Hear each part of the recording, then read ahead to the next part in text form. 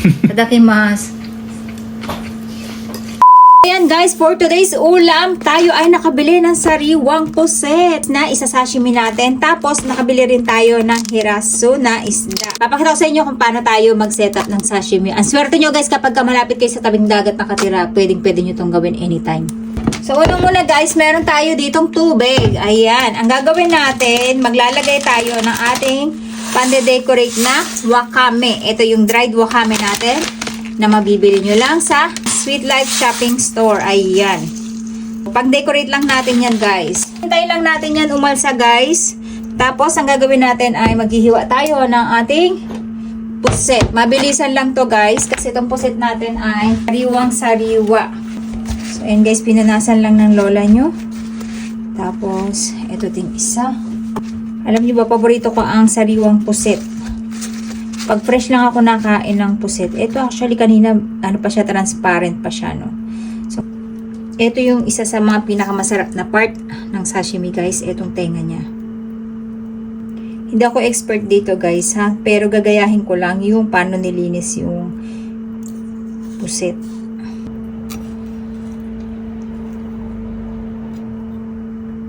So, ito, guys, napisak natin yung kanyang tiyan. Kailangan walang mancha. So, ayan, ganyan siya kanipis. Alam nyo, gagaling ng mga Hapon pag naglilinis sila nito. Tapos, tinatanggal lang natin to, yan, o. Yung parang mga balat-balat niya, guys. Hihiwain natin sila. Actually, pag makapal to, guys, hinihiwa nila to ng pa-islant. Ayan. Light na light lang. Tapos, ito yung para mas makain nyo siya ng mas malambot. Mas malamis, manamis-namis. Tapos, saka natin siya hihiwain ngayon na pa-slice. Pero manipis lang naman tong ano natin guys. Next time din na natin hihiwain.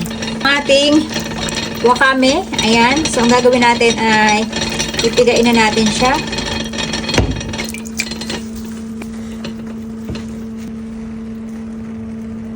Ulo guys, iihaw natin siya gamit yung ating air fryer. Ganyan lang natin. Actually pinande-decorate nila to pero wala tayong waiter na tatawagin para magtempura or mag ano. Ayan. Okay. So, ito yung tenga. Okay. Nahugasan na rin yan. At gagawin natin dalawang hati. Okay.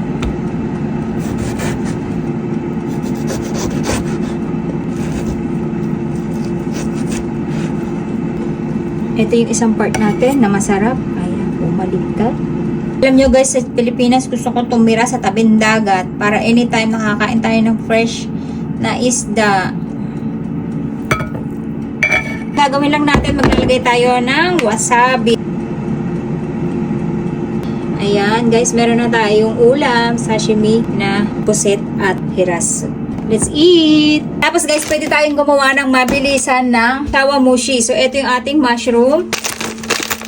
So, gagawin lang natin guys, ito. Maglalagay lang tayo ng isang kutsara. Malasang malasa na yan guys.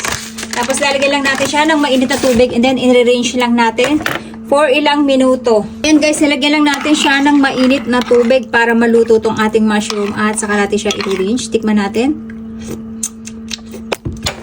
Perfect. Tapos, i-range lang natin siya para lumabas yung lasa ng mushroom. Masarap kasi ito guys kapag maraming mushroom. Mas lalasa yung amoy niya.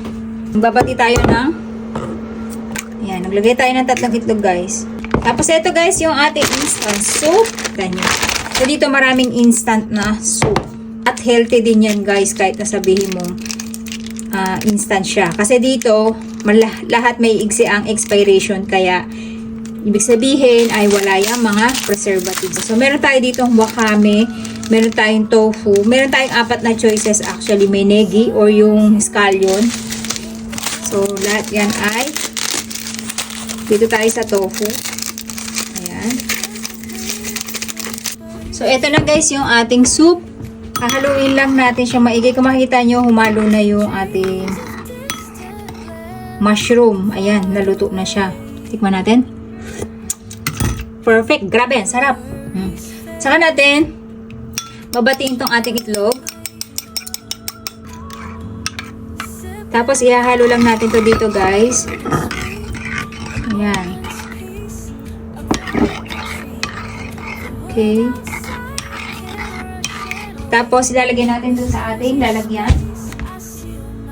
Sa ating lalagyan. Gagawin natin 3 kasi nandyan si Ate Aska. Wow! Ayan. Tatakpan natin.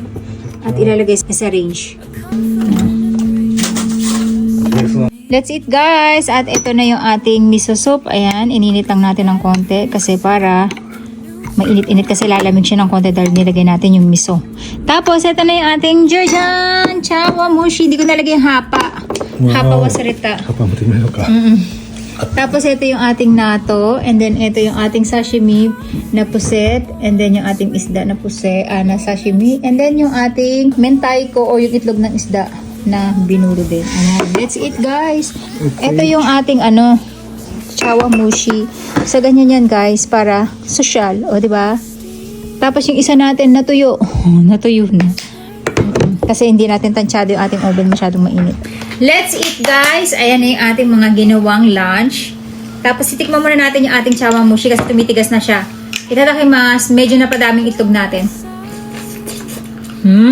Masarap naman. Sarap, guys. Kaso hindi lumasa yung natin. Yung asari kasi instant yon yung ating tulya. Mas masarap to kapag lasang-lasa yung tulya. Asari mo 入ってるの? Yung mga aji ga shinai. うまいわ。 Sarap, di ba? 美味しい。 Instant chawamushi, 素 guys. 晴らしい。口に入れたすぎうまい。 Dapat 2 itlog lang. Kasi masyadong maitlog yung nilagay natin. 簡単にできるのこれ? Sarap. Sashiburi na kumain ako ng hindi fresh. Ne, Marco. ね。 Fresh dyan ay sashiburi. Tadakimasu. Aji wa mada-mada fresh. Sarap. Tapos itong isda natin, guys, na mataba-taba yung kanyang tiyan. Gym na muna kami. Bye-bye.